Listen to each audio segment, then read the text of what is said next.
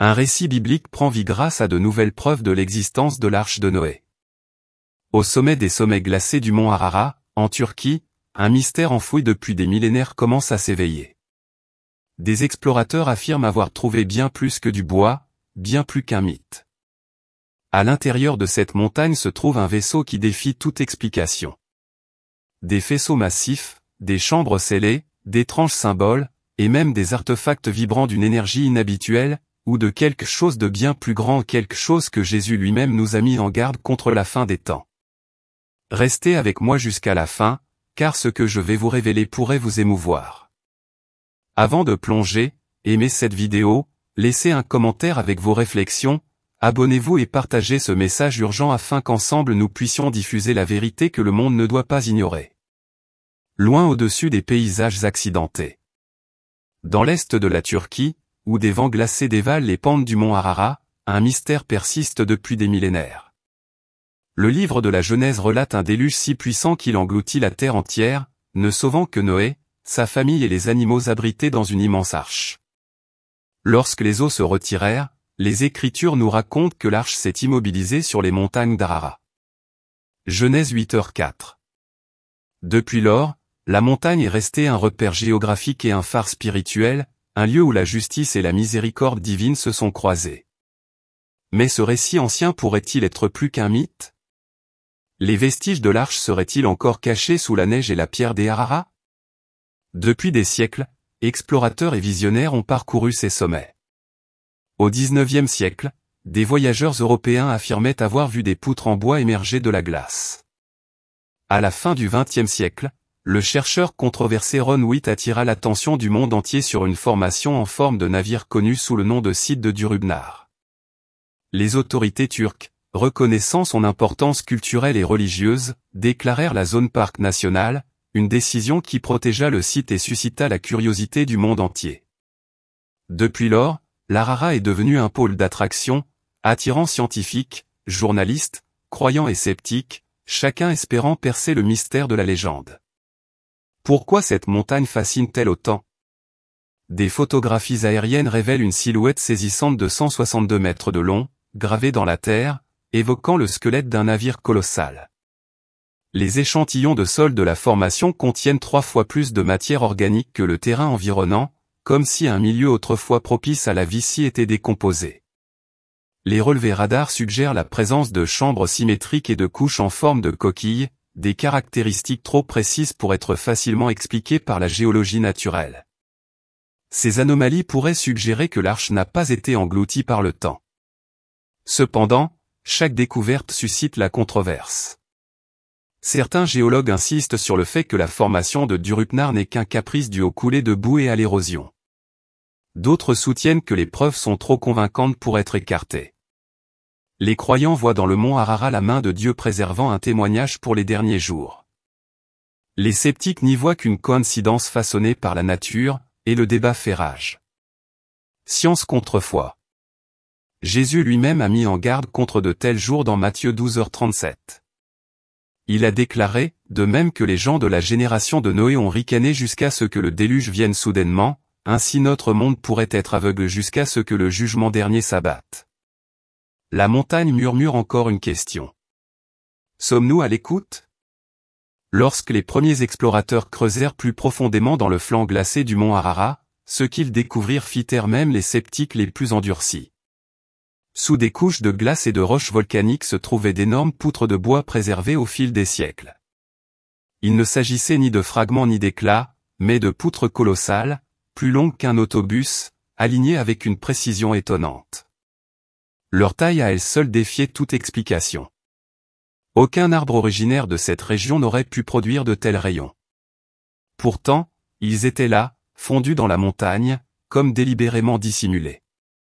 Un examen plus approfondi révéla quelque chose d'encore plus étrange, les fibres de ce bois ancien étaient enduites d'une résine sombre.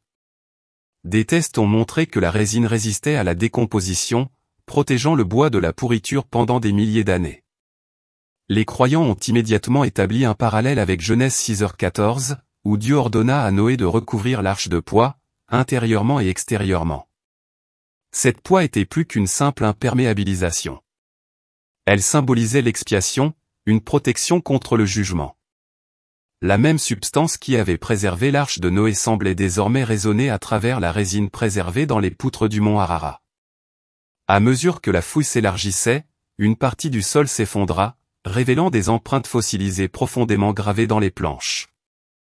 Ce n'étaient pas des marques aléatoires de la nature, mais des contours distincts, des empreintes de sabots, de griffes, des griffures durcies par le temps. Les scientifiques s'interrogeaient sur leur origine, mais pour beaucoup, elles ressemblaient aux empreintes de créatures scellées à l'intérieur. Un témoignage silencieux que cela dépassait la simple géologie, que des êtres vivants s'étaient autrefois entassés dans leurs chambres. Des plumes, des fragments de roseaux tressés et même des os ont été retrouvés ou des os qui n'appartenaient pas à des espèces originaires de Turquie, mais à des créatures venues de continents lointains.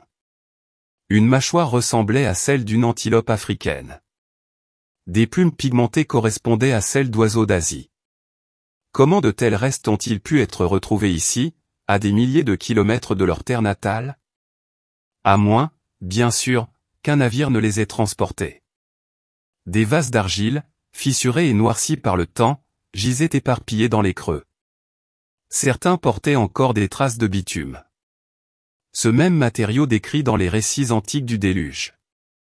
On aurait dit que l'arche avait été gelée en plein voyage, ensevelie avant que son souvenir ne s'efface. Le navire décrit dans les Écritures n'était pas seulement une allégorie gravée dans un texte sacré. Ses inscriptions, sa cargaison, sa conception semblaient ici transparaître, gravées dans la pierre et la résine. Pourtant, ces découvertes portaient un souvenir terrifiant. Si l'arche préservait Noé et sa famille, elle représentait aussi une ligne de démarcation entre la vie et la mort. Pour ceux qui s'y trouvaient, la sécurité était assurée. Pour les étrangers, la destruction. Jésus compara la venue du Fils de l'homme à l'époque de Noé. Les gens mangeaient, buvaient et se mariaient sans s'en rendre compte, jusqu'à ce que le déluge les emporte. Ces poutres, ces marques fossilisées, étaient plus que des artefacts. C'étaient des avertissements gravés dans l'histoire. Ils nous rappellent que le jugement divin est prompt à venir et que le salut doit être accepté avant que la porte ne se referme. Les sceptiques prétendent que ces schémas ne sont que de simples illusions géologiques, des coïncidences façonnées par l'érosion. Mais combien de coïncidences doivent-elles s'accumuler avant que le doute lui-même ne commence à trembler? Les poutres, la résine, les marques de griffes, les ossements étrangers ou tout cela raconte une histoire plus ancienne que la mémoire, une histoire que l'écriture a déjà préservée. Et maintenant, alors que les explorateurs s'enfoncent dans les chambres scellées d'Ararat, la question se fait plus aiguë.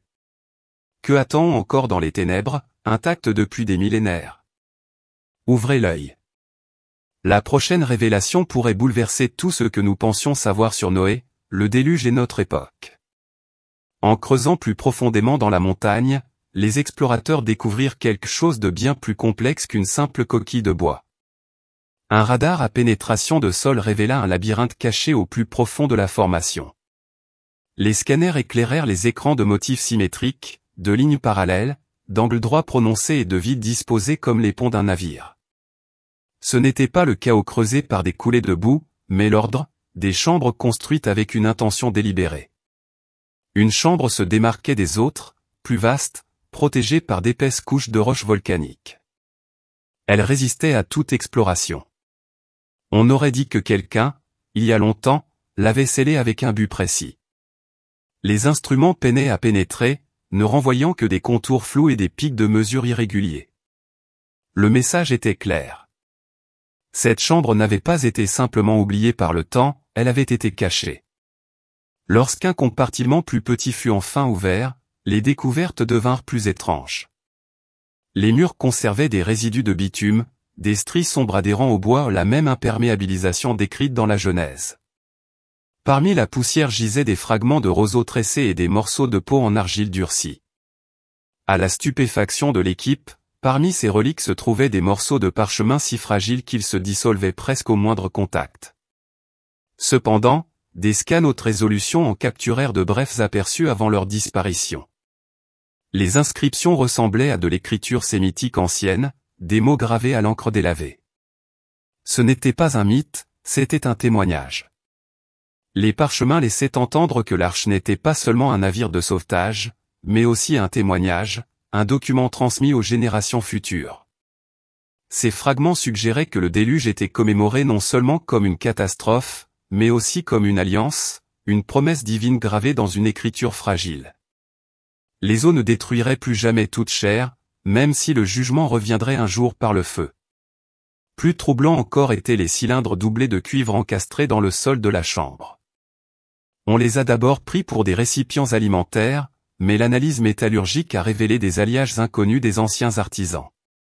Le cuivre était mélangé à des minéraux rares, des éléments utilisés aujourd'hui dans l'acier à haute résistance et les réacteurs avancés. Comment une telle connaissance pouvait-elle exister il y a des milliers d'années? La présence de ces matériaux défiait les chronologies conventionnelles, suggérant soit une technologie disparue, soit une disposition divine pour la préservation de la vie. Des symboles apparurent à mesure que les chambres étaient examinées de plus près. Dans un faisceau massif, de faibles formes géométriques s'animèrent sous la lumière ultraviolette. Des spirales, des cercles entrecroisés et des motifs d'étoiles brillaient d'une clarté étrange. Certains correspondaient à des constellations, mais pas telles qu'elles apparaissent dans le ciel actuel. Les astronomes qui ont examiné ces motifs ont suggéré qu'ils représentaient des alignements datant d'une époque ancienne où l'inclinaison de la Terre et du ciel différait de celle d'aujourd'hui. C'était comme si les constructeurs de l'arche avaient tracé une carte cosmique, un récit des cieux avant le déluge. Les parallèles scripturaires sont incontournables.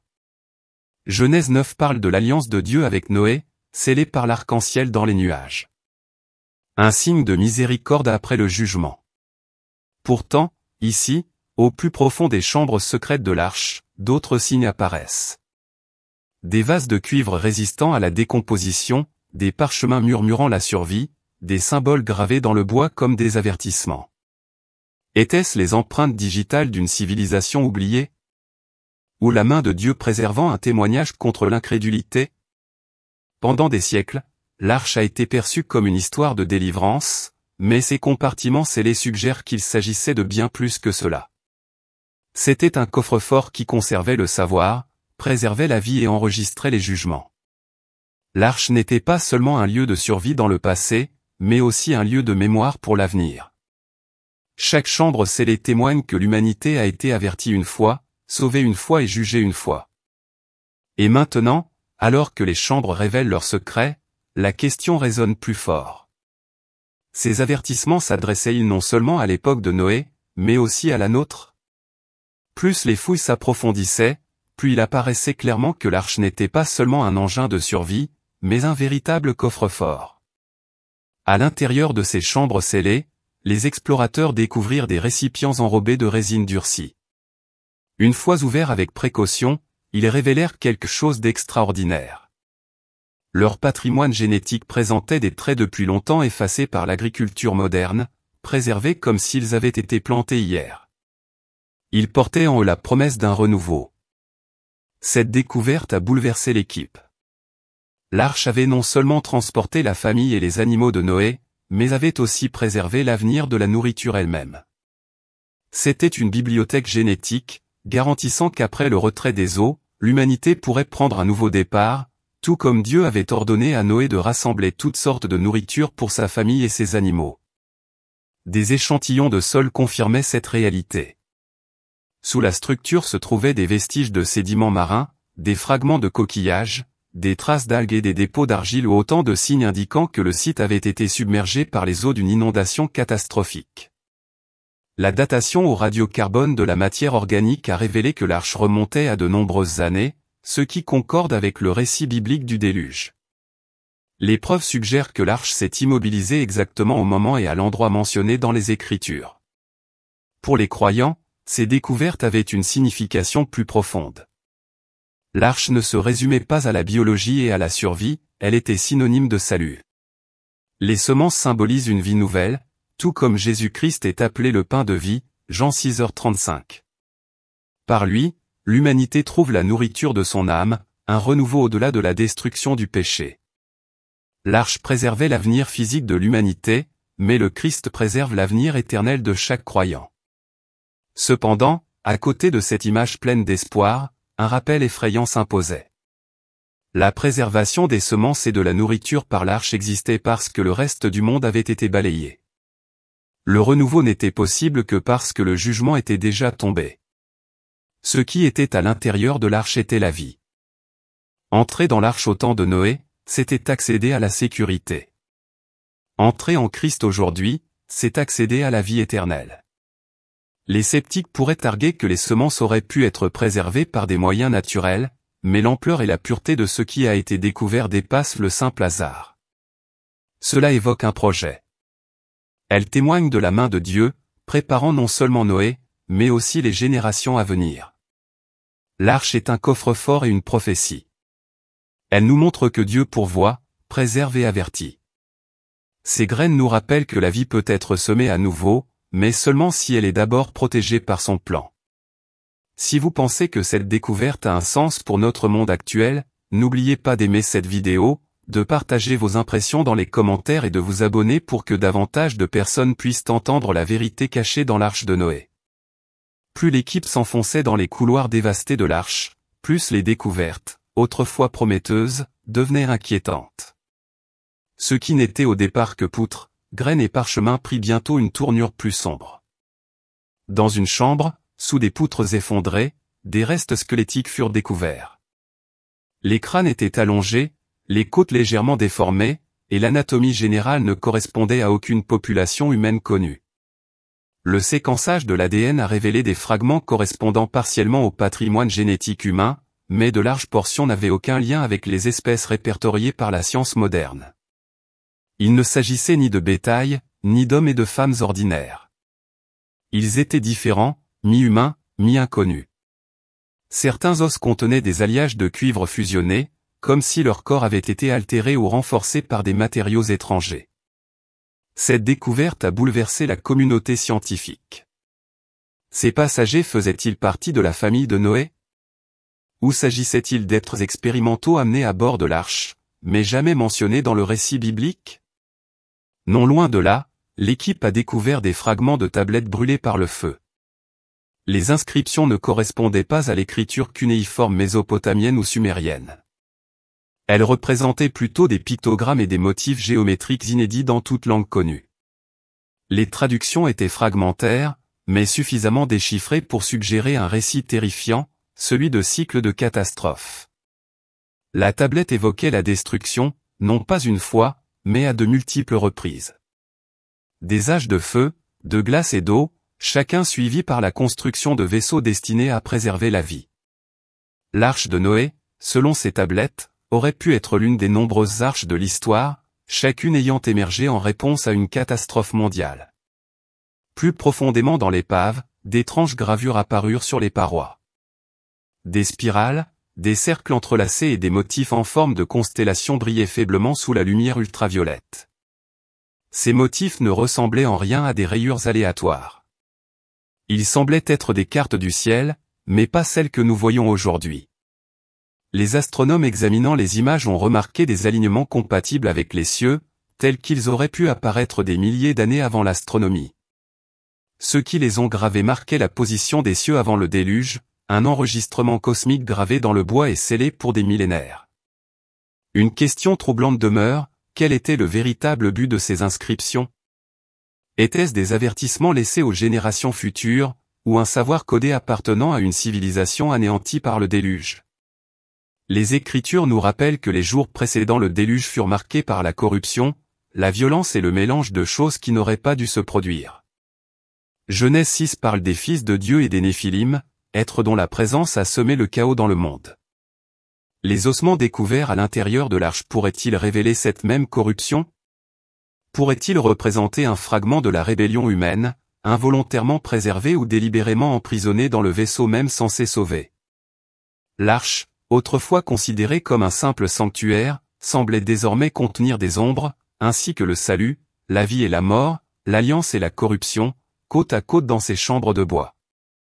Chaque découverte approfondissait le mystère, suggérant que le déluge n'était pas seulement une question de survie, mais aussi un jugement sur quelque chose de bien plus sombre que le péché humain. Ce n'est qu'au-delà des chambres à graines, des parchemins et des restes squelettiques que les explorateurs ont fait une découverte qui éclipsait toutes les autres. Caché derrière des murs fusionnés avec de la roche volcanique, il créait une chambre comme il n'en avait jamais vu. Les instruments vacillaient à leur approche. Les boussoles tournoyaient de façon incontrôlable. Les signaux radio se transformaient en parasites, et les lumières vacillaient comme si l'air lui-même vibrait d'énergie. Au centre se dressait un coffre rectangulaire et cristallin, brillant comme s'il était vivant. Sa surface reflétait un éclat bleu, à la fois métallique et translucide. Il était interdit de le toucher, mais la simple proximité provoquait des pics de tension sur les compteurs EG. Les magnétomètres enregistraient des pics d'énergie suffisamment puissants pour perturber les disques durs. Ce n'était pas un artefact en bois ou en argile. Il irradiait de l'énergie. Lorsqu'un géoradar a scanné son noyau, les résultats ont défié toute logique.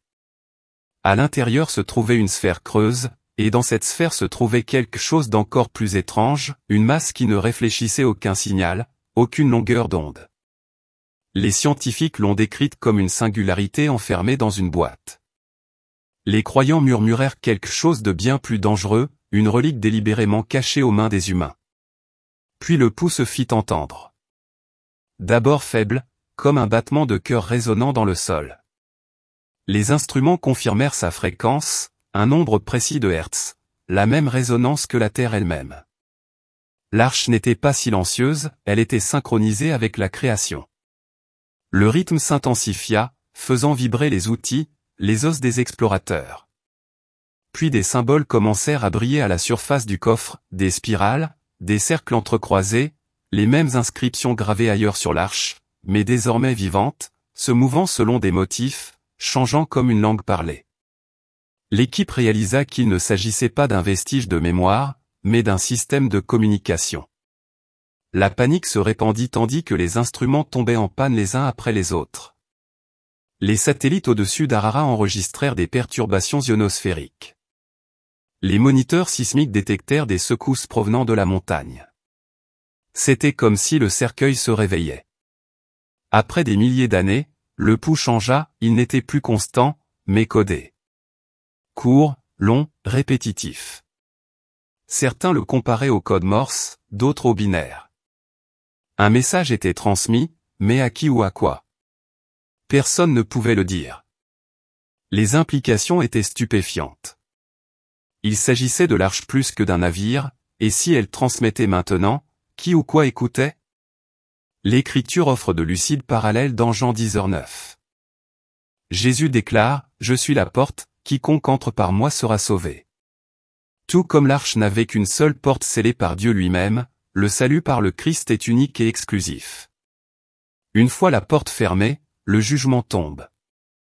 Les artefacts vibrants semblent faire écho à cet avertissement. Une porte longtemps close s'ouvre maintenant, comme pour rappeler au monde ce qui l'attend. Les explorateurs étaient partis à la recherche d'une relique du passé. Au lieu de cela, ils auraient pu réveiller un témoignage destiné à l'avenir, un message scellé pour la dernière génération. Lorsque la nouvelle des découvertes sur le mont Harara parvint au monde extérieur, les réactions furent divisées. Pour de nombreux croyants, l'épreuve était une justification. Des siècles de ridicule, considérant l'arche de Noé comme un mythe, furent soudain ébranlés par des rapports faisant état de rayons colossaux, d'empreintes d'animaux fossilisés et d'un artefact vibrant émettant la fréquence terrestre. Les églises prononcèrent des sermons affirmant que la science avait enfin rattrapé les Écritures. Des vidéos sous-titrées circulaient en ligne, proclamant la véracité de la Bible. Cependant, dans les salles de classe et les laboratoires universitaires, le scepticisme s'intensifiait. Les géologues affirmaient que la formation de Durupnar n'était encore qu'une coulée de boue façonnée par l'érosion. Les archéologues mettaient en garde contre la fièvre de l'arche, pointant du doigt les canulars et les exagérations du passé. Popular Mécanique a publié un article soulignant que des affirmations extraordinaires exigeaient des preuves extraordinaires. Pour l'establishment scientifique, ces découvertes étaient des anomalies, et non des confirmations. Pris entre deux feux, les explorateurs eux-mêmes étaient tiraillés entre leurs données et leurs implications.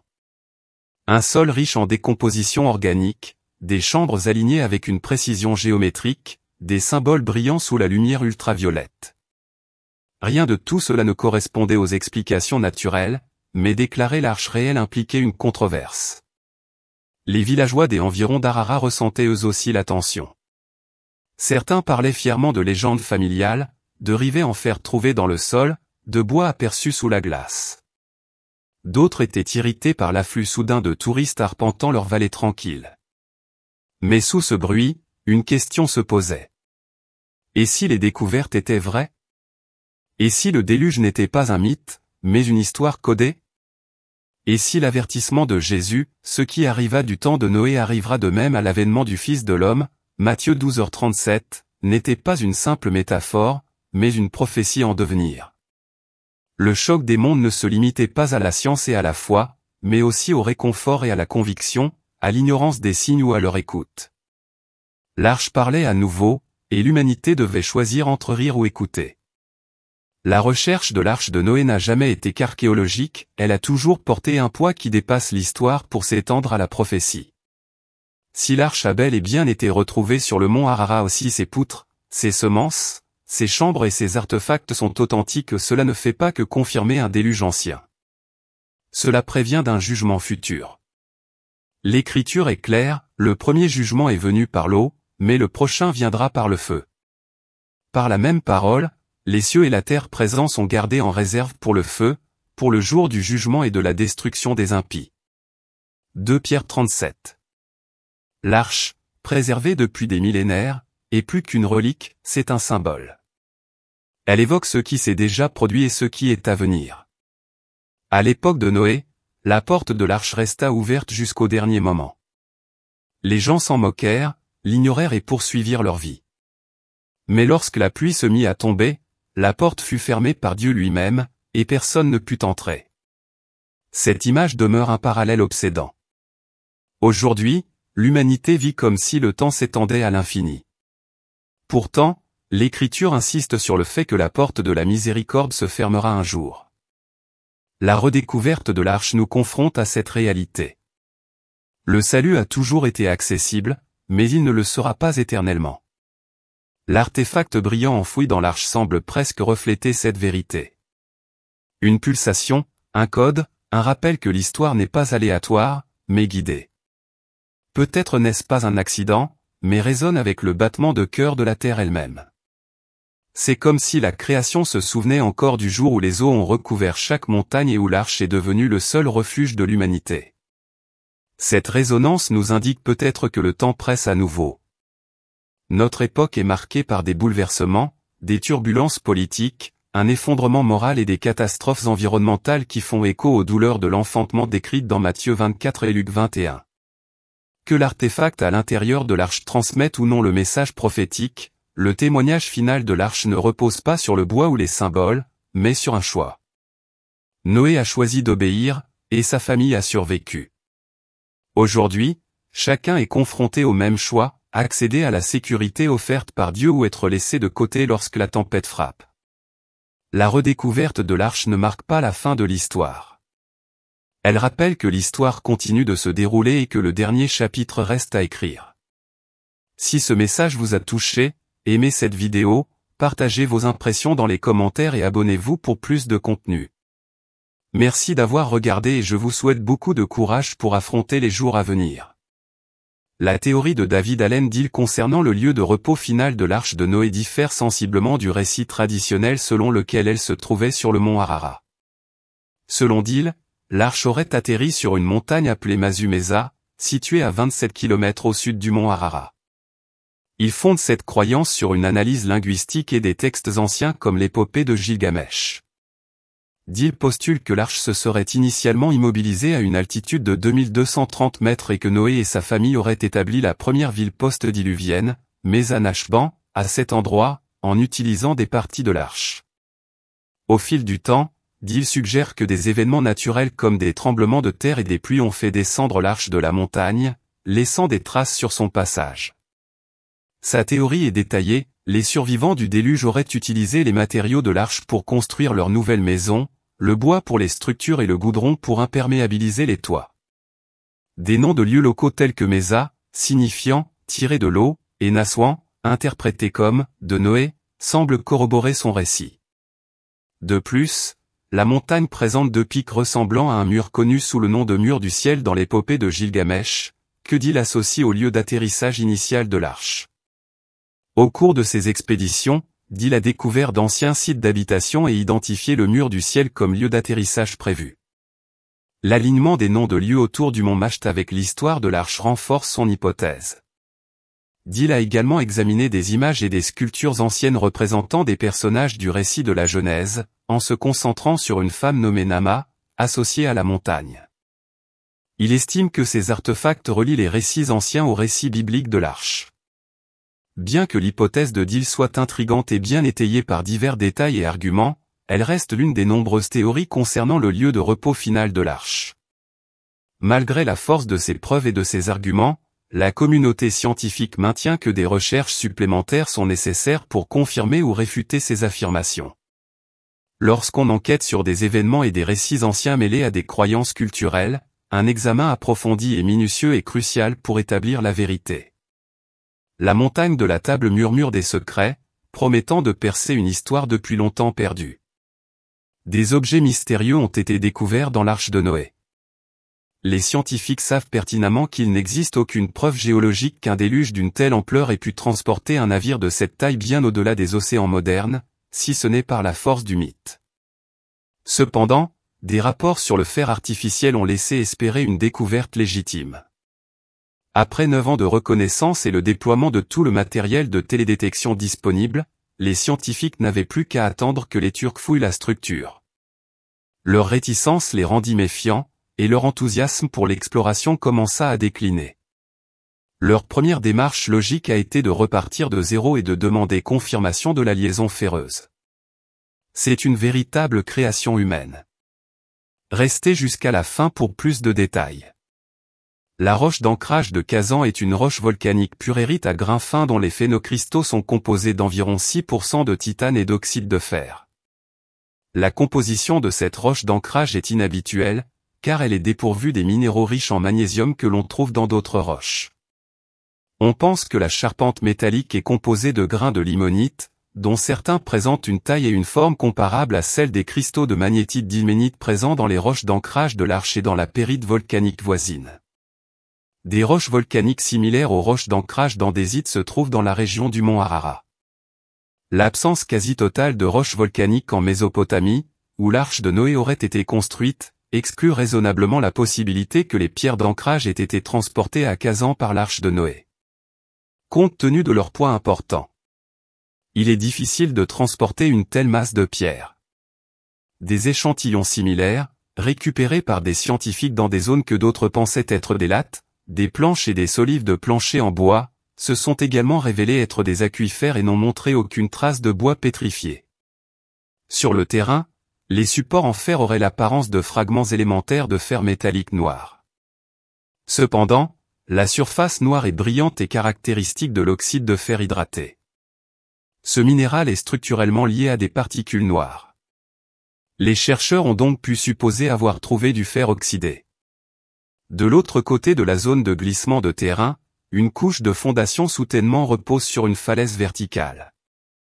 Les couches supérieures et inférieures de cette couche résistante présentent des schémas d'érosion et de végétation similaires à ceux des couches supérieures et inférieures de la couche extérieure résistante de l'arche. Ces caractéristiques constantes suggèrent que les roches qui composent l'arche sont les mêmes que celles du versant éloigné. Par conséquent, si une telle corrélation pouvait être prouvée, cela fournirait une preuve supplémentaire que la structure de l'arche n'était pas artificielle. Les pierres d'ancrage ont été identifiées. Vous êtes-vous déjà demandé à quoi ressemblait la porte de l'arche légendaire? On l'appelle la porte du salut. Au centre de la conception impressionnante et inspirante de l'arche se trouvait une porte unique, placée stratégiquement, probablement sur un côté. Cette porte était cruciale, unique point d'entrée et de sortie, permettant à la famille de Noé, à tous les animaux et aux provisions essentielles de monter à bord. Une fois tout le monde à bord, la porte se referma hermétiquement, protégeant les occupants de la catastrophe imminente. L'histoire de l'arche de Noé se déroule de façon dramatique lors du déluge, qui fut loin d'être une tempête ordinaire. Pendant 40 jours et 40 nuits incroyables, une pluie incessante tomba du ciel et submergea la terre entière. Même les plus hauts sommets succombèrent au déluge, transformant le paysage en un monde méconnaissable, submergé par les eaux. Au milieu de ce chaos, l'arche de Noé devint un refuge contre la tempête, une lueur d'espoir au milieu des eaux tumultueuses. Ce navire massif, transportant Noé, sa famille et les compagnons de chaque créature vivante, offrait un sanctuaire flottant. Malgré les tangages constants de l'arche sous l'assaut des eaux du déluge, la vie s'y épanouissait, portée par une foi inébranlable et la protection divine. À mesure que les eaux montaient, l'arche flottait au-dessus du déluge, naviguant dans un monde transformé en un vaste domaine aquatique. Pendant 150 jours, elle a dérivé sur cette vaste mer, témoignage de la résilience humaine et de la protection divine. Finalement, alors que les eaux du déluge se retiraient, transformant à jamais le monde, l'arche s'est posée sur les sommets escarpés du mont Ararat, demeurant un symbole d'espoir et de renouveau. Cependant, le voyage n'était pas encore terminé. Après le déluge, Noé et ses compagnons durent attendre longtemps que les eaux se retirent complètement. Un processus qui s'étendit sur plus d'1 an, du début du déluge jusqu'à leur débarquement. Cette période fut marquée par l'impatience et la patience, dans l'attente du retour sur le continent et de la promesse d'un nouveau départ. L'histoire de l'arche de Noé continue de captiver les cœurs et les esprits, dépassant la simple légende pour incarner la résilience humaine et le triomphe de la foi sur l'adversité. La porte solitaire de l'arche est un puissant symbole d'espoir, un passage vers le salut face à des défis inimaginables. Cependant, de nombreux mythes et mystères entourent encore l'arche de Noé, et les experts persistent à en percer les secrets. La vérité sur l'arche de Noé. Des études microscopiques et des analyses photographiques prouvent que la prétendue arche près de Dogubeyassi est une formation rocheuse entièrement naturelle. Il ne pouvait s'agir de l'arche de Noé, ni même d'une maquette artificielle. Cela est compréhensible, car les premiers chercheurs l'ont mal identifiée.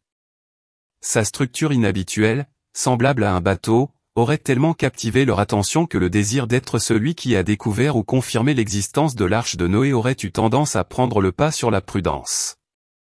Un exemple de la mesure dans laquelle la prudence a été ignorée par les partisans de l'hypothèse de l'arche de Noé est illustré par l'identification erronée d'un poirier métamorphosé avec des plis bouclés comme étant de l'écorce de bois de goffé ou des moulages de roseaux fossilisés qui auraient recouvert l'arche. De plus, si l'hypothèse créationniste du déluge était valide, les animaux morts représentés par les fossiles dans ce calcaire auraient péri lors du prétendu déluge. Or, ces restes fossilisés se trouvent dans des chenaux creusés dans l'arche supposée. Par conséquent, l'arche supposée est plus ancienne que les dépôts du prétendu déluge de Noé. Et cette seule relation réfute de manière concluante l'hypothèse selon laquelle la structure serait constituée des vestiges préservés de l'arche. Lorsque le site sera à nouveau accessible aux chercheurs étrangers, la zone proche de Kazan devrait être examinée afin de déterminer si des roches volcaniques présentant une minéralogie similaire à celle des pierres d'ancrage y affleurent. Si tel est le cas, l'origine locale des pierres d'ancrage est fortement confirmée. Bien que cette structure ne soit pas l'arche de Noé, elle pourrait bien être le site que les anciens considéraient comme le navire du déluge, et elle pourrait avoir joué un rôle dans le récit du déluge. En tant que géologue, nous trouvons cette spéculation, cette hypothèse intéressante. Des rapports intrigants suggèrent que l'arche de Noé aurait traversé la mer Noire. Cette affirmation serait-elle fondée? Dans le domaine de l'exploration sous-marine, des études récentes ont révélé bien plus que de simples couches de sédiments. Les profondeurs de la mer Noire ont mis au jour des vestiges de civilisations anciennes, notamment des traces évidentes de bâtiments et d'outils, indiquant que la vie humaine prospérait autrefois dans des zones aujourd'hui submergées. Cette découverte a captivé historiens, archéologues et théologiens, ravivant l'intérêt pour le lien de la région avec l'histoire ancienne. Ces chercheurs vont au-delà de la simple comparaison des récits anciens avec les preuves géologiques. Ils entremêlent habilement les récits reliant les colonies submergées de la mer Noire à une possible importance historique. En particulier, les monts Zagros, qui englobent l'ouest de l'Iran, l'est de l'Irak et le sud de la Turquie, apparaissent comme des prétendants crédibles au lieu de repos final de l'arche. Contrairement au mont Ararat, dont l'origine volcanique est postérieure au déluge biblique, les géologues suggèrent que les monts Zagros sont des candidats plus plausibles. Ces montagnes sont situées plus près de la Mésopotamie, où la famille de Noé se serait installée après le déluge, selon Genèse 10h1. De plus, leur sommet dépasse la hauteur spécifiée de 15 km, ce qui les rend plus susceptibles d'être des sites d'atterrissage. Se pourrait-il que le voyage de l'arche ait inclus une traversée de la mer Noire, menant finalement à son lieu de repos final dans les monts Zagros? Cette possibilité continue d'alimenter le débat scientifique et les explorations futures. 10 versets bibliques clés sur le salut. Romains 6h23. Car le salaire du péché, c'est la mort, mais le don gratuit de Dieu, c'est la vie éternelle en Jésus-Christ notre Seigneur. Ceux qui se livrent au péché mourront physiquement et éternellement, tandis que les chrétiens sont assurés de la vie éternelle. Payer implique que la peine du péché est ce que l'on a gagné et ce que l'on mérite. Un don est le contraire de ce que l'on mérite, ce qui concorde avec l'accent mis par Paul sur la justification par la grâce seule, par la foi, en faisant confiance au Christ pour la justification. Voir Romains 3, 21-24 et 25. Philippiens 2, 12-13. C'est pourquoi, mes bien-aimés, comme vous avez toujours obéi, non seulement en ma présence, mais bien plus encore maintenant que je suis absent, travaillez à votre salut avec crainte et tremblement, car c'est Dieu qui produit en vous le vouloir et le faire, selon son bon plaisir. Les Philippiens ont obéi.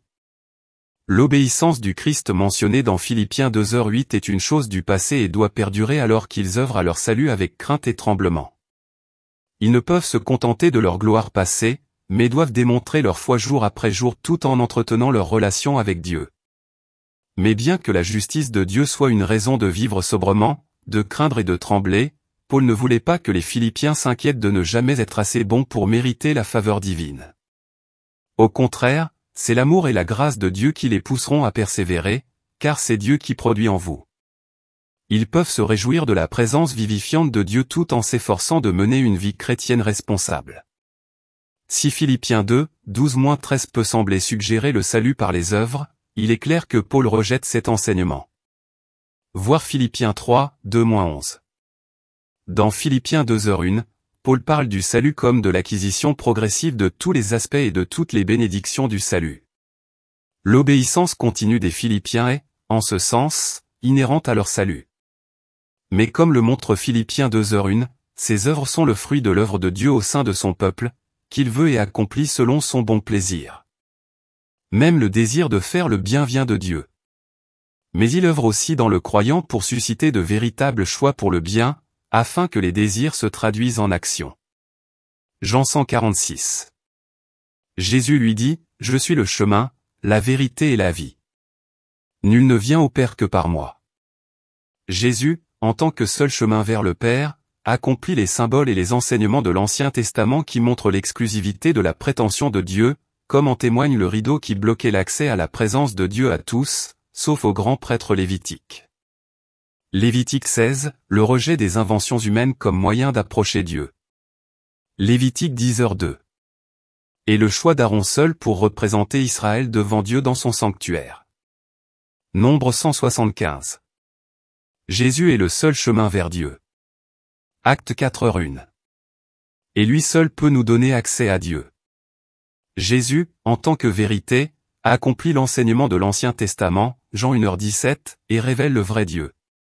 Voir Jean 1, 14-17, Jean 5h33, Jean 6h37, ainsi que Jean 8h40, 45-46. Jean 14h9. Seul Jésus est la vie qui accomplit les promesses de la vie donnée par Dieu dans l'Ancien Testament, Jean 1, 25-26. Ayant la vie en lui-même, Jean 1h4, Jean 5 et 26. Il est donc capable de donner la vie éternelle à tous ceux qui croient en lui, Jean 3h16, par exemple. Voici une autre affirmation du « Je suis » qui revendique la divinité. Romains 1h16, car je n'ai point honte de l'Évangile, car il est la puissance de Dieu pour le salut de quiconque croit, du juif premièrement, puis du grec. Paul explique pourquoi il est si désireux de prêcher l'Évangile partout. L'Évangile est la puissance salvatrice de Dieu, révélant sa justice. En raison de son manque de prestige, de renommée et d'honneur dans les cercles du pouvoir et de l'influence romain, les chrétiens pourraient être tentés d'avoir honte du message chrétien. Mais Paul affirme qu'il n'y a aucune raison d'en avoir honte, car c'est bel et bien un message porté par la puissance de Dieu qui conduit les hommes au salut. Pour le juif, cela indique d'abord la priorité des juifs dans l'histoire du salut et leur élection comme peuple de Dieu. Le rôle des juifs est un thème majeur de l'épître aux Romains, comme le montre notamment la discussion dans Romains septembre 2011. Le terme grec ne se limite pas ici aux Grecs, mais désigne tous les gentils.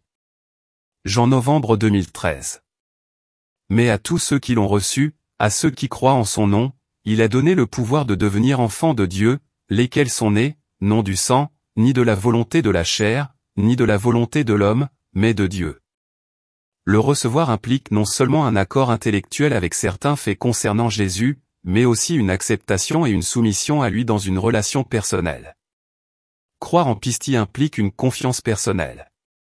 Son nom fait référence à toute sa vérité et donc à la totalité de sa personne. Née non du sang, mais de Dieu, elle montre clairement que ni la naissance physique, ni l'origine ethnique, ni l'effort humain ne peuvent faire de l'homme un enfant de Dieu, mais seulement l'œuvre surnaturelle de Dieu. Jean 8, 41-47 cf. Jean 316. Cela étant la possibilité de devenir enfant de Dieu aux gentils, et pas seulement aux juifs. Jean 11h52. Voir aussi Jean 10h16. À tous ceux qui ont cru, il a donné la puissance. Cela indique que la foi salvatrice précède l'entrée dans la famille de Dieu par l'adoption. Éphésiens 11, 13-14. En lui vous aussi, après avoir entendu la parole de vérité, l'évangile de votre salut, et ayant cru en lui, vous avez été scellés du Saint-Esprit qui avait été promis, lequel est un gage de notre héritage pour la rédemption de ceux que Dieu s'est acquis, à la louange de sa gloire. Scellé peut signifier que le Saint-Esprit protège et préserve les chrétiens jusqu'à ce qu'ils reçoivent leur héritage, ou qu'il certifie l'authenticité de leur acceptation par Dieu. Il porte le sceau royal. Voir Jean 3h33, acte 10, 44-47. La première interprétation semble préférable ici, bien que les deux idées soient bibliquement vraies. Dieu répand son Saint-Esprit sur tous ses enfants afin de garantir ou de fournir un acompte sur leur part dans son royaume éternel, car il leur applique toute la puissance de son œuvre et de sa rédemption jusqu'à ce que nous en prenions possession. Cette expression peut aussi se traduire par « jusqu'à ce que Dieu rachète sa possession ». Dans ce cas, cela signifie que, comme les Lévites dans l'Ancien Testament, les croyants sont le bien précieux du Seigneur. Voir Nombre 3 et 12, 45, Nombre 8 et 14. Josué 14, 3-47, Jean 336. Jean 3 à 5. Jésus répondit, en vérité, je te le dis, si un homme ne naît de nouveau, il ne peut voir le royaume de Dieu. Nicodème lui dit, comment un homme peut-il naître quand il est vieux? Peut-il rentrer une seconde fois dans le ventre de sa mère et naître? Jésus répondit, en vérité, je te le dis, si un homme ne naît d'eau. Celui qui est né de l'esprit ne peut entrer dans le royaume de Dieu. Ce qui est né de la chair est chair, et ce qui est né de l'esprit est esprit. Cette discussion sur la nécessité d'une renaissance spirituelle approfondit la référence précédente au Fils de Dieu né de Dieu. Jean 1, 12-13, cf. Jean 8, 39-58. Jean 11h52. L'expression « né d'eau et d'esprit » dans Jean 3h5 fait référence à la naissance spirituelle qui purifie du péché et apporte transformation et renouveau spirituel. Ici, l'eau ne fait pas référence à l'eau de la naissance physique, ni probablement au baptême. Le contexte est probablement Ézéchiel 36, 25-27, où Dieu promet « Je répandrai sur vous une eau pure, et vous serez purifiés de toutes vos impuretés et de toutes vos idoles.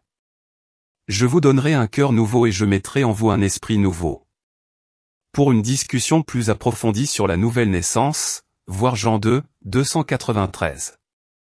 9-4-7-5-1-4-18. Le royaume de Dieu, un thème majeur dans les autres évangiles, n'est mentionné dans Jean qu'au verset 3 à 5. Voir la référence au royaume de Jésus dans Jean 6h36. Jean 3, 16-18. Car Dieu a tant aimé le monde qu'il a donné son Fils unique, afin que quiconque croit en lui ne périsse point, mais qu'il ait la vie éternelle. Car Dieu n'a pas envoyé son Fils dans le monde pour juger le monde, mais pour sauver le monde par lui. Celui qui croit en lui n'est pas jugé, mais celui qui ne croit pas est déjà jugé, parce qu'il n'a pas cru au nom du Fils unique de Dieu.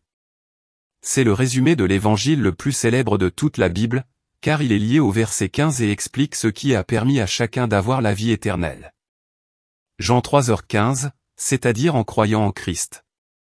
Dieu a tant aimé le monde, était une déclaration frappante dans ce contexte, car l'Ancien Testament et d'autres écrits juifs ne parlaient que de l'amour de Dieu pour son peuple Israël. L'amour de Dieu pour le monde permettait à quiconque, Jean 3h15, qui croit en Christ, et pas seulement aux Juifs, d'avoir la vie éternelle. L'amour de Dieu pour le monde n'était pas un simple sentiment, mais s'est traduit par une action concrète.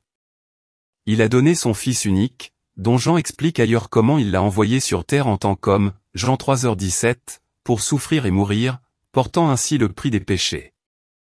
Le but du don de son Fils était de rendre le grand don de Dieu, la vie éternelle, accessible à tous ceux qui croient en lui, c'est-à-dire qui lui font personnellement confiance. Ne pas périr signifie ne pas périr sous le jugement éternel. Vous trouverez la vie éternelle, une vie de joie abondante et de bénédictions incommensurables en présence de Dieu pour toujours.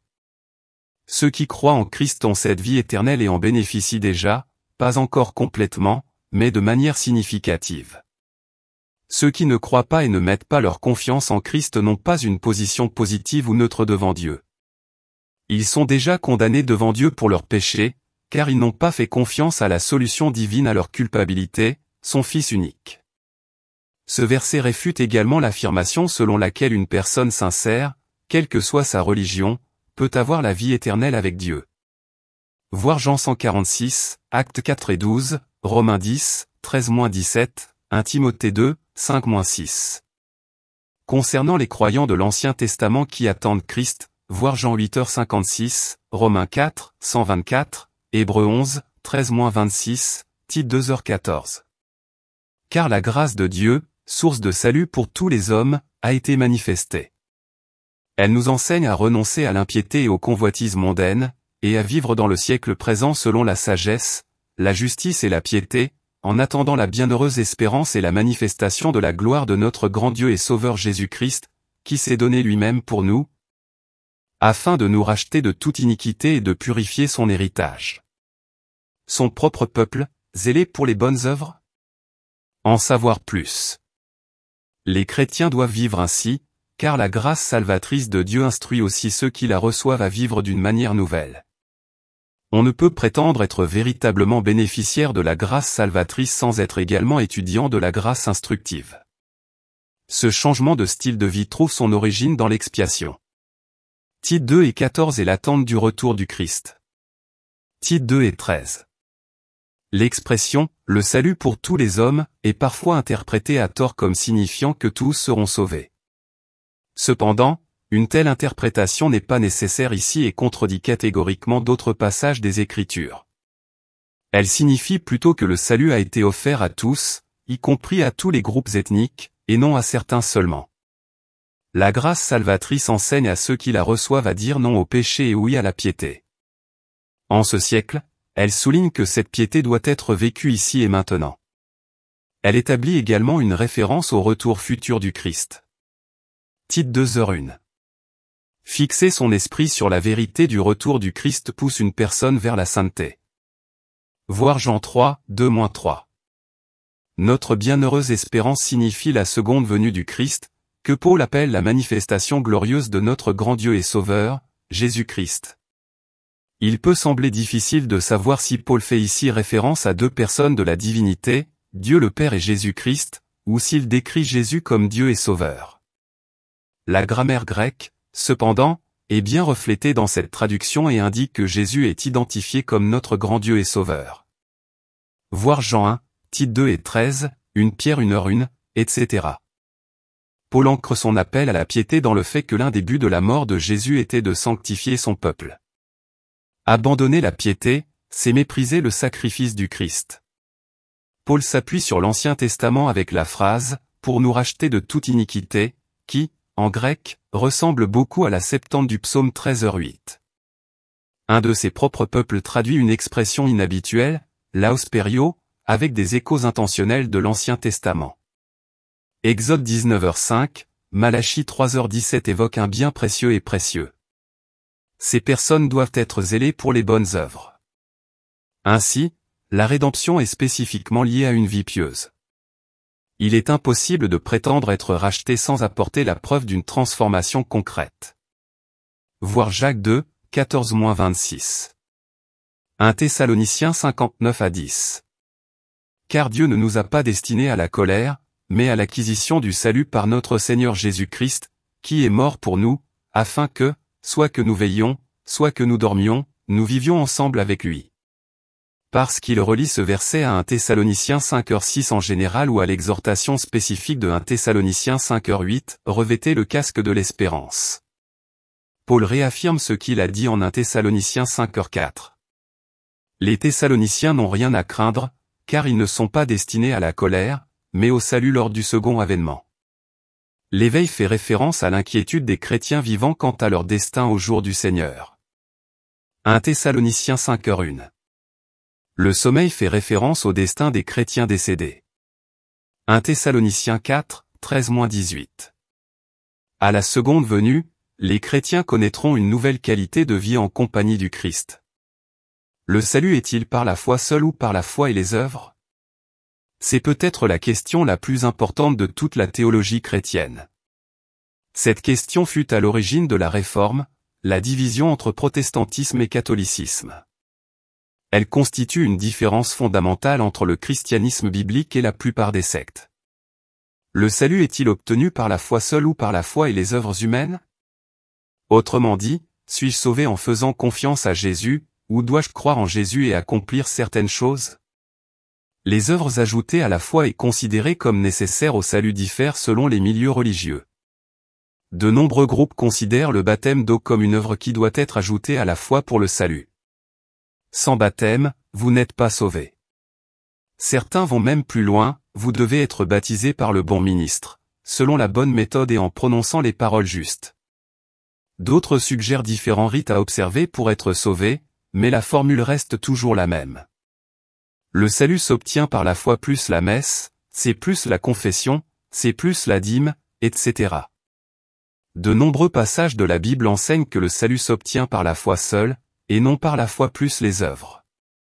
Éphésiens 28-9, par exemple, est formulé clairement et sans équivoque, car c'est par la grâce que vous êtes sauvés, par le moyen de la foi. Et cela ne vient pas de vous, c'est le don de Dieu. Ce n'est point par les œuvres, afin que personne ne se glorifie. Le mot « grâce » est d'une grande importance. Ce qui fait référence aux bénédictions de Dieu sur ceux qui ne le méritent pas. L'idée même de grâce nie toute tentative de mériter le salut. Paul avance cet argument lorsqu'il enseigne l'élection du reste d'Israël par Dieu. Et si par grâce on ne procède plus par les œuvres, alors la grâce n'est plus une grâce. Romains 11h6. D'autres passages enseignent clairement le salut par la foi seule, notamment Actes 4h31, Romains 3:28, 4, 5, 5, 1, Galates 2h16, 3 et 24, Éphésiens 1:13, et Philippiens 3h9. Certains passages bibliques semblent, à première vue, enseigner le salut par la foi et les œuvres. Parmi eux, Jacques 2h24, qui semble affirmer que la justification s'obtient par la foi et les œuvres. On voit donc qu'une personne est justifiée par les œuvres, et non par la foi seule. Ce problème apparent est résolu en examinant l'ensemble de l'argumentation de Jacques dans son épître. Jacques réfute l'idée qu'une personne puisse avoir la foi salvatrice sans produire de bonnes œuvres. Voir Jacques 2:17-18. Une foi authentique en Christ, dit Jacques, transformera sa vie et se traduira par de bonnes œuvres. Jacques 22-26. Jacques ne dit pas que la justification s'obtient par la foi et les œuvres, mais plutôt qu'une personne véritablement justifiée par la foi accomplira de bonnes œuvres dans sa vie. Les œuvres sont une manifestation extérieure d'une foi authentique en Christ. Jacques 2, 17-20. Et c'est cette manifestation extérieure qui justifie le croyant aux yeux des autres. Paul dit que ceux qui ont une foi sincère en Jésus-Christ seront désireux de faire le bien. Tite 2h14. Pour revenir à Éphésiens 2, immédiatement après avoir enseigné que nous sommes sauvés par la foi et non par les œuvres, voir Éphésiens 2, 8-9. Paul dit que nous avons été créés pour accomplir de bonnes œuvres. Éphésiens 2h10. Le salut vient par la grâce de Dieu par la foi, et cette foi se manifeste par de bonnes œuvres. Les œuvres suivent la foi et en sont la preuve. Si nous prétendons être sauvés par les œuvres, nous devons préciser de qui il s'agit. Nous ne sommes pas sauvés par nos propres œuvres, aussi méritoires soient-elles à nos yeux. Nous ne sommes sauvés que par l'œuvre du Christ en notre faveur. Sa mort et sa résurrection sont les œuvres qui nous sauvent. Nous recevons notre Sauveur par la foi. Jean 1:1. Je suis sauvé par la foi, ou par les bonnes œuvres. En tant que nouveau chrétien, j'ai été soulagé d'apprendre que le salut ne dépend pas des œuvres, mais uniquement du don de la grâce de Dieu. Mais quelqu'un m'a dit que la foi sans les œuvres était morte et que Dieu se souciait autant de mes actions que de mes croyances. Maintenant, je m'inquiète. Peut-être que je n'en fais pas assez pour aller au ciel. Qu'en pensez-vous? Pouvez-vous m'aider à comprendre ce qui semble être une contradiction? D'un certain point de vue, la question que vous posez touche directement au cœur de l'évangile chrétien. Le salut repose en fait sur la foi seule. Galates 36, 7. Mais la foi s'avère être une pièce à double face. Si vous avez lu le Nouveau Testament, vous aurez remarqué que les apôtres, et surtout Paul, expliquent clairement que nous ne gagnons pas le ciel en accomplissant de bonnes œuvres ou en renonçant à nos péchés. Notre seul espoir est de placer toute notre confiance, notre foi et notre assurance dans le Seigneur Jésus-Christ, le Sauveur, qui s'est offert sur la croix pour nous racheter du péché. Car c'est par la grâce que vous êtes sauvés, par le moyen de la foi. Et cela ne vient pas de vous, c'est le don de Dieu. Ce n'est point par les œuvres, afin que personne ne se glorifie. Paul écrit, Éphésiens 28-9. Voir aussi Jean 146, Actes 4 et 12, 1 Timothée 2, 5-6. Mais cela signifie-t-il que le comportement n'a pas d'importance dans la vie chrétienne? Cela signifie-t-il que les croyants peuvent se livrer délibérément au péché? Sont-ils libres d'oublier les conséquences et les implications plus profondes de leurs mauvais choix personnels? Absolument pas. Quoi? Car nous dirons, écrit Paul, que nous continuerons à pécher afin que la grâce abonde. Certainement pas. Car comment vivrions-nous encore dans le péché, nous qui sommes morts au péché?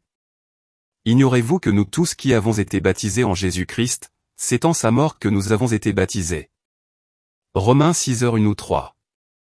Dans le même esprit, l'apôtre poursuit sa célèbre déclaration sur la grâce et la foi, citée plus haut. Par cette affirmation importante, car nous sommes son ouvrage, ayant été créés en Jésus-Christ pour de bonnes œuvres, que Dieu a préparées d'avance, afin que nous les pratiquions. Éphésiens 2:10. La foi qui sauve ne se résume donc pas à reconnaître quelque chose que l'on accepte comme vrai. Après tout, même les démons croient et tremblent. Jacques 2:19. Les auteurs du Nouveau Testament s'accordent à dire que la foi est un phénomène holistique. Autrement dit, elle implique la personne tout entière, corps, âme et esprit. Croire, au sens biblique du terme, c'est embrasser la vérité avec l'esprit, le cœur et la volonté. Cela signifie que la foi authentique s'exprime à la fois par nos actes, Jacques 2, 17-18, et par la déclaration publique de nos croyances sincères. La parole est près de toi, dans ta bouche et dans ton cœur. Voici la parole de foi que nous prêchons, si tu confesses de ta bouche que Jésus est Seigneur, et si tu crois dans ton cœur que Dieu l'a ressuscité des morts, tu seras sauvé. Car c'est en croyant du cœur qu'on devient juste, et c'est en confessant de la bouche qu'on est sauvé. Car quiconque invoquera le nom du Seigneur sera sauvé. Romains 108-13. Ce concept est souvent illustré par une histoire tirée des exploits de l'audacieux acrobate du XIXe siècle, Clifford Calberly. Calberly poussait une brouette sur une corde tendue au-dessus des chutes du Niagara. Après avoir accompli cet exploit, il s'est tourné vers son public et lui a demandé, « Maintenant que vous avez vu ce que je peux faire, pensez-vous que je puisse le refaire ?» « Oui », a répondu la foule. « Pensez-vous que je puisse le faire avec une autre personne dans la brouette ?» a répondu Calberly. « Oui », a été la réponse enthousiaste. « Alors, dit Calberly, qui veut se joindre à nous ? » La véritable foi néo-testamentaire implique de suivre le mouvement. Il ne s'agit pas simplement de rester à l'écart et de dire « je crois ». Que signifie être sauvé par la grâce par la foi ? Le salut par la grâce par la foi n'est pas difficile, car il ne s'agit pas d'une formule à suivre, mais plutôt d'un miracle à croire et à recevoir. Le salut, c'est la justice de Dieu qui agit en nous lorsque nous acceptons son plan. Dire oui est notre façon de manifester notre foi. Nous sommes sauvés par la grâce par la foi, mais nous vivons aussi par la grâce par la foi. La Bible dit dans Éphésiens 28-9 que nous sommes sauvés par la grâce par la foi. Mais qu'est-ce que cela signifie réellement? On répond souvent que nous sommes sauvés de l'enfer à notre mort. Mais la vérité est que le salut est bien plus que cela, tout comme la grâce par laquelle nous le recevons par la foi.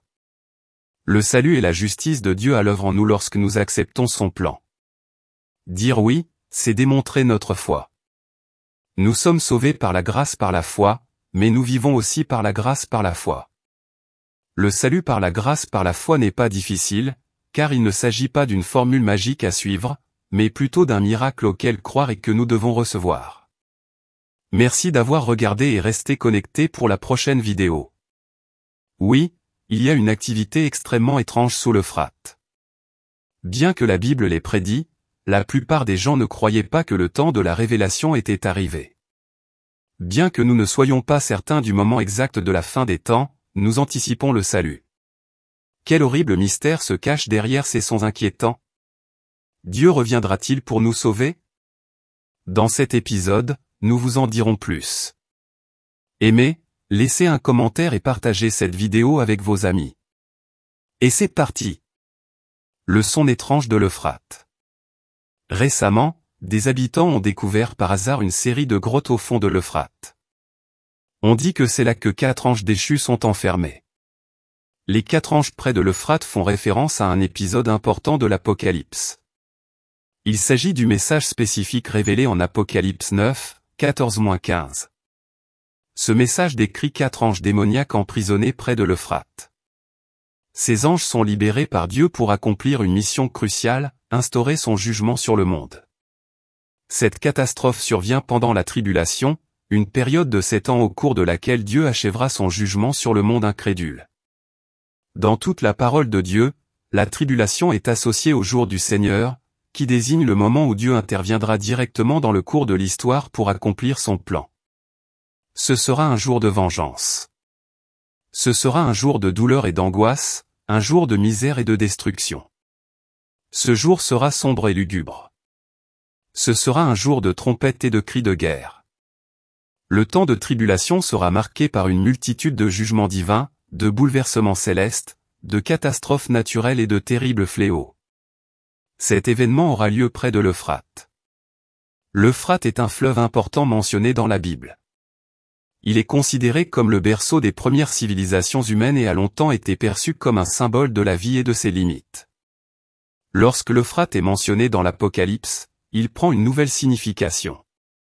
Il devient un symbole crucial dans les prédictions bibliques concernant l'avenir. Ce récit fait partie d'une série de visions de Jean, l'auteur de l'Apocalypse, qui décrivent les événements menant à la fin du monde lors du jugement dernier. La vision s'ouvre par le son de la 6e trompette, annonçant que des événements importants sont sur le point de se produire. Le 6e ange sonna de la trompette, et j'entendis une voix provenant des 4 cornes de l'autel d'or qui est devant Dieu. Apocalypse 9h01. Considérez les paroles d'Apocalypse 9, 14-15 qui s'adressent au 6e ange qui tenait la trompette, libère les 4 anges qui sont liés sur le grand fleuve Euphrate. Et les 4 anges qui avaient été préparés pour leur furent déliés.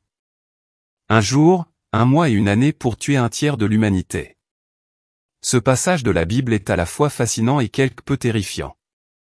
Il décrit une époque où Dieu intervient et où le monde terrestre rencontre le monde spirituel de manière significative, entraînant de graves conséquences pour tous.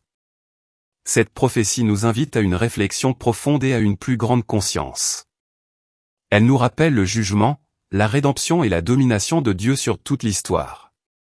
Le récit des 4 anges, liés puis libérés, représente un tournant important dans l'histoire de la fin du monde. Il démontre l'impartialité de Dieu. En approfondissant ce sujet, nous sommes invités à réfléchir attentivement aux prophéties de l'Apocalypse, au jugement de Dieu et à notre connaissance de l'histoire et de la destinée humaine. C'est comme embarquer pour un voyage à travers le monde. Extrait d'un des passages les plus déroutants et fascinants de la Bible, nous incitant à examiner nos croyances, nos angoisses et nos rêves d'avenir. Quel est donc le but de la libération des anges déchus? Leur objectif est de provoquer un désastre colossal, en leur permettant de détruire un tiers de l'humanité. Mais pourquoi Dieu approuverait-il le massacre d'un tiers de l'humanité? Il n'y a aucun lien logique entre ces 4 anges et ceux mentionnés dans Apocalypse 7h1. Il se peut qu'il s'agisse des mêmes anges. Quels qu'ils soient, ils sont prêts pour l'heure, le jour, le mois et l'année où ce jugement sera déchaîné. On lit, ils furent déliés, ce qui implique qu'il s'agit de mauvais anges. Même si ce n'est peut-être pas le cas, il s'agit probablement d'anges maléfiques. Malgré tout, ils servent un objectif divin. Les sauterelles démoniaques décrites précédemment dans l'Apocalypse ne pouvaient semer le chaos que sur les humains. Cependant, ces 4 anges possèdent le pouvoir de perpétrer un massacre sans précédent. Ces anges ne sont réveillés que lorsque Dieu le juge acceptable, et leur champ d'action est limité à une partie spécifique de l'humanité. Ils accomplissent la volonté divine au moment opportun. L'Euphrate était un élément géographique important dans l'ancienne Babylone, servant de frontière à l'ancien Empire romain. Il est également associé au premier péché, Genèse 2, 10-14, le premier meurtre. Genèse 4h16, la première rébellion organisée contre Dieu. Genèse 11h9, la première confédération guerrière, Genèse 141, la première tyrannie. Ces événements sont décrits dans le livre de la Genèse, ainsi que l'armée dirigée par ces anges. Apocalypse 916-919. J'ai lu que les armées de cavaliers comptaient 200 millions. Apocalypse 91-919. Et ainsi je vis en vision les chevaux et leurs cavaliers, qui avaient des cuirasses de feu, d'azur et de soufre. Les têtes des chevaux étaient comme des têtes de lions, et de leur gueule sortait du feu, de la fumée et du soufre. Par ces 3 fléaux, le tiers de l'humanité fut tué par le feu, la fumée et le soufre qui sortaient de leur gueule. Car la puissance des chevaux résidait dans leur bouche et dans leur queue, semblable à des serpents, avait des têtes, et c'est avec elles qu'ils faisaient du mal.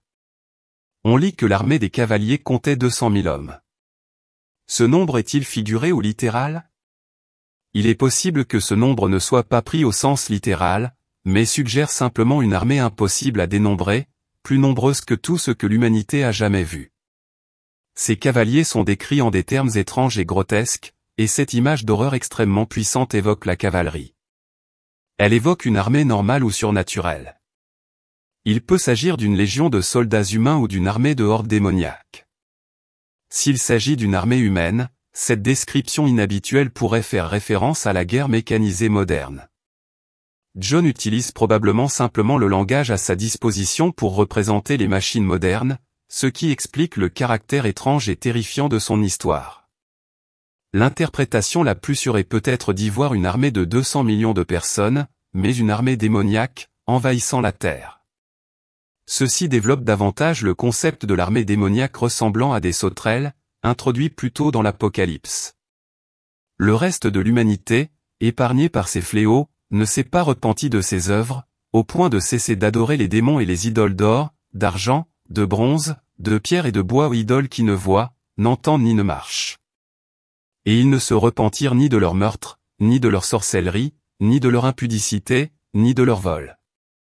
Apocalypse 9, 20-21. Qu'en pensez-vous? Laissez un commentaire ci-dessous pour nous le faire savoir. Pensez-vous qu'il s'agit simplement d'un bruit étrange? Non. Outre les sons terrifiants provenant du fond du fleuve, voici une autre histoire qui vous laissera sans voix. Veuillez regarder la vidéo jusqu'à la fin pour plus de détails. La légende de la montagne d'or sur le légendaire fleuve Euphrate captive l'imagination du monde entier depuis des siècles. Ce trésor mythique, enveloppé de mystère, a attiré d'innombrables aventuriers venus en quête de fortune et découvrir la vérité derrière son charme énigmatique. En explorant les annales du temps, nous cherchons à percer la vérité de cette légende captivante, en distinguant les faits du mythe. Rejoignez-nous dans cette expédition pour découvrir les fondements historiques qui ont façonné ce récit impérissable, les indices anciens qui ont perpétué sa mystique et les perspectives contemporaines qui continuent d'alimenter la recherche de son existence. Alors que nous nous lançons dans ce voyage, nous devons aborder la légende avec un œil critique, désireux de découvrir la réalité cachée sous les couches de mythes et de fantaisie. Pour véritablement saisir l'énormité de cette légende, nous devons d'abord en comprendre les racines et la signification culturelle. La mythologie de la montagne d'or de l'Euphrate trouve ses racines dans la littérature ancienne, notamment le Coran et la Bible. Le Coran décrit l'Euphrate comme une source d'or, tandis que la Bible l'identifie comme une source de pierres précieuses et d'or. Ces références ont stimulé l'imagination des croyants et des chasseurs de trésors, imprégnant la légende d'une essence spirituelle et mythique. Outre ses connotations religieuses, la légende revêt également une importance culturelle considérable. Les civilisations qui ont prospéré le long de l'Euphrate, comme les Sumériens, les Babyloniens et les Assyriens, accordaient une grande valeur à l'or, symbole de puissance, de richesse et de prospérité. Cette fascination pour l'or a résonné dans tout le monde antique, influençant ses mythes, ses légendes et ses expressions artistiques. De nombreux récits et représentations d'une fabuleuse montagne d'or dans l'Euphrate ont émergé, captivant les peuples tout au long de l'histoire et continuant de fasciner les chasseurs de trésors, les explorateurs et les aventuriers modernes. L'attrait de la découverte d'une montagne d'or cachée incite des individus d'horizons divers à suivre les traces de leurs prédécesseurs à la recherche de ce trésor légendaire. Cependant, la légende de la montagne d'or dans l'Euphrate n'est qu'un produit du mythe et de la narration. L'Euphrate, qui traverse aujourd'hui la Turquie, la Syrie et l'Irak, a joué un rôle crucial dans l'essor des civilisations antiques, nourrissant des terres fertiles, favorisant la prospérité agricole et catalysant la croissance de villes riveraines prospères. Sa situation stratégique offrait une voie commerciale vitale, reliant des territoires éloignés et facilitant de vastes réseaux commerciaux. Interaction entre les civilisations le long de l'Euphrate.